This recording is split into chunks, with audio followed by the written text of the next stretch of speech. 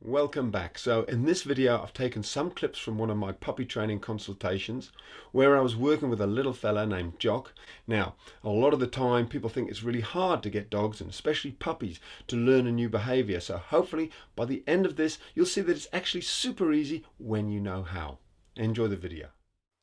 So this is little Jock. He's a tiny little 9-week-old puppy. He hasn't done any training on the leash or walking at all, and so this is his first attempt ever. And all I'm doing is using a tiny little piece of food and I'm sticking it on the end of his nose, and as you can see I'm not using a leash at this stage. Stick it on his nose, pat our thigh, Jock, woof, good boy, good boy, good boy, good boy, good boy, good boy, good boy, good boy. So what I'm really doing is I'm motivating him with food. I'm using a high-pitched voice so he associates it with my word, and an action. So here's the hand action. Jock, woof, good boy, good boy, good boy. Good. Now you may be thinking, what's that funny clucking, squawking noise I'm making? But that high-pitched voice, fast, repetitious sort of noises, it really does encourage the dog and get them moving. It really does work. Good boy, Jock, Jock, Jock, woof, woof, woof, woof, good boy, good boy, good boy, good boy, good boy, good boy, good boy. So you can see I'm almost starting to get bored. Starting to get really excited and silly. So that's stage one, where we're using food but no leash, no lead. And this is where it gets amazing. We're moving to stage two now. I'm just creating a very simple loop, and I'm going to pop that over his head. And before he even realizes something's on him, we're going to do exactly the same thing, and he won't even notice. Oh, good boy, good boy, good boy, good boy, good boy, good boy, good boy, good boy. Treat. Now notice how short a distance I'm actually making Jock walk. It's only about 2 yards. You've got to be very sensitive with your puppy at this stage. Give him a little bit of a breather. Really use the food to tempt them along. Good boy, Jock. Very good boy. So again, I'm using loads of energy there. I'm only asking him to do a couple of yards. The worst thing you can do is keep pushing him too far until he gets a bit bored. You can see here he's got a little bit of an itch. So you just make it easy for you. Make it easy for him. And keep putting that food back on his nose. It's the food which is motivating your dog at this stage. You're needing to make it a positive experience. So, if he's got a little itch like he has here again, just let him itch it out.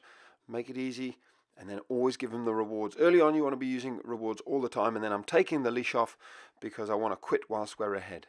Now there's a bit of wind interference here, so I'll just voice over this bit. But all I'm saying is you want to take this off him before he gets stressed with the sort of leash around his neck, so that he then starts to associate with a positive look. I put it back on him and he thinks, oh, we're doing more of that great training where I get a little treat. Now this is what happens if you do too much. You see how he started to turn and bite it? That's him saying, I want to get this off me because I'm not happy. I think he's also a little bit frustrated with this itch, whatever's going on. But you could just see the start of him starting to say, I don't want to do this anymore, so let's quit whilst we're ahead. It's a really, really important point. Now, a common question I get asked regarding this sort of training is how much should we do? And a ballpark figure is lots of short little intervals. So, for example, you're much better off doing sort of 5 or 6 1-minute sort of training sessions rather than one big 10-minute session. 10 minutes is going to be way, way, way too much for a puppy of this age.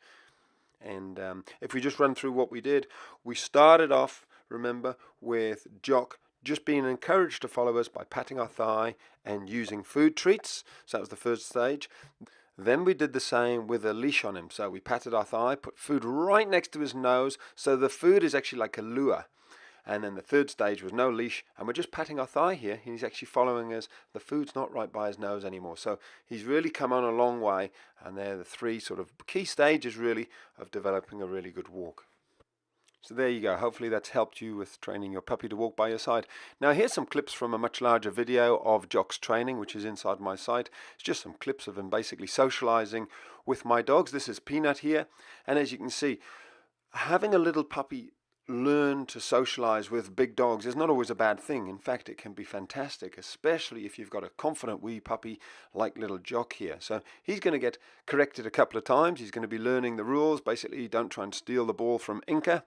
She's my 8-year-old little whippity dog. This is a Jack. He's a 1.5-year-old Catahoula cross. He's a very confident boy. And as you can see, Jock immediately knows how to play the submissive role. Absolutely fantastic. They actually get on really, really well. Jack is almost like the big brother to him, looking after him and showing him the ropes. Okay, so I want to show you one more thing before we finish. It's basically the two different ways my dogs tell Jock to leave the ball. First of all, Inca, very verbal, very loud, and sounds scary. Look here. Then, Jack. nice. So let me slow this right down and zoom in. There's absolutely nothing to worry about with this dog Inca. She makes a lot of noise, but watch her teeth here. That's all she's done. She's just moved her head towards little Jock and made that very guttural growl noise, which, yes, is scary, but it's nothing. Jock gets the message. He knows it just means stay away. Training. That's being told. When I'm playing with a ball, don't try and take it. You see how the big dog's a little bit more subtle? A little bit gentler. Compare that to Peanut's approach. If you watch her right paw here, it goes out into the nose of little Jock. Something you wouldn't even notice unless it was pointed out. Very, very subtle. So there's just a few clips from Jock's puppy training. Do get your puppy socialized as early as possible, and you can use larger, older dogs if they're well trained and well behaved. And as you can see from little Jock, he hasn't been bothered at all by the growling that he received. There was no intention to hurt him. So remember, if your puppy gets told to stay away in that sort of manner, don't worry, don't panic. Your puppy will understand it.